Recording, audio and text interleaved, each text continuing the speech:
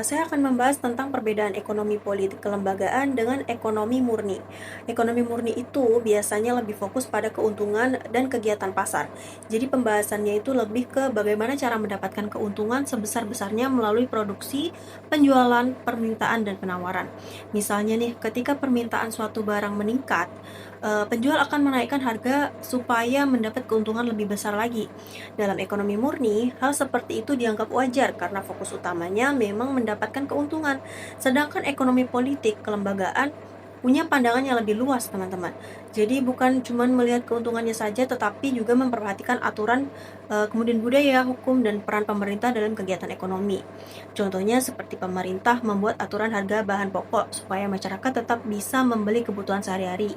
Jadi kegiatan ekonomi tidak sepenuhnya bebas karena ada campur tangan lembaga atau aturan yang mengatur gitu. Murni jadi singkatnya ekonomi murni lebih fokus pada keuntungan dan mekanisme pasar, sedangkan ekonomi politik kelembagaan melihat bahwa kegiatan ekonomi juga dipengaruhi oleh keadaan sosial dan aturan dalam masyarakat. Nah, selanjutnya saya akan membahas tentang peran, nilai, norma, dan hukum dalam kewirausahaan. Dalam menjalankan usaha, nilai itu penting banget, teman-teman. Nilai bisa berupa kejujuran, tanggung jawab, kemudian disiplin dan kerja keras.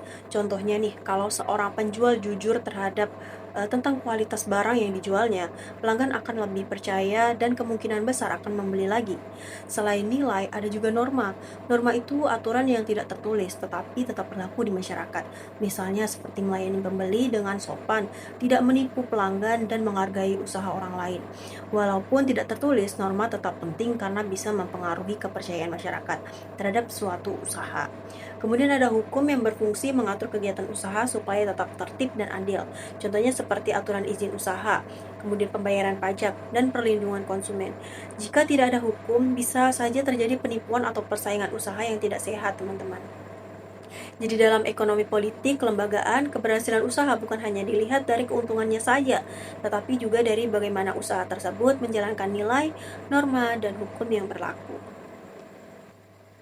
Selanjutnya, saya akan membahas bentuk-bentuk kelembagaan dalam ekonomi politik.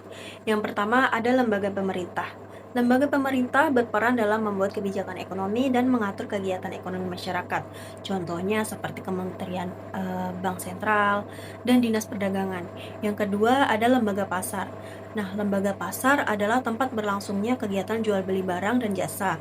Contohnya nih seperti pasar tradisional, supermarket, dan marketplace online. Yang ketiga ada lembaga keuangan. Lembaga keuangan membantu masyarakat dalam kegiatan keuangan, misalnya nih bank, koperasi, dan pegadaian. Dan yang terakhir ada lembaga sosial. Contohnya seperti keluarga, sekolah, organisasi, kemudian masyarakat. Lembaga sosial juga mempengaruhi cara seseorang berpikir dan berperilaku dalam kegiatan ekonomi. Dengan adanya berbagai lembaga tersebut, kegiatan ekonomi bisa berjalan lebih teratur dan terarah. Oke, jadi dari pembahasan tadi dapat disimpulkan bahwa ekonomi politik kelembagaan tidak hanya melihat ekonomi dari sisi keuntungannya saja, tetapi juga dari pengaruh aturan, nilai, norma, hukum, dan berbagai lembaga dalam masyarakat. Semua hal tersebut saling berhubungan dan mempengaruhi kegiatan ekonomi dalam kehidupan sehari-hari, teman-teman. Mungkin sekian penjelasan dari saya. Terima kasih sudah menonton dan sampai jumpa di video berikutnya.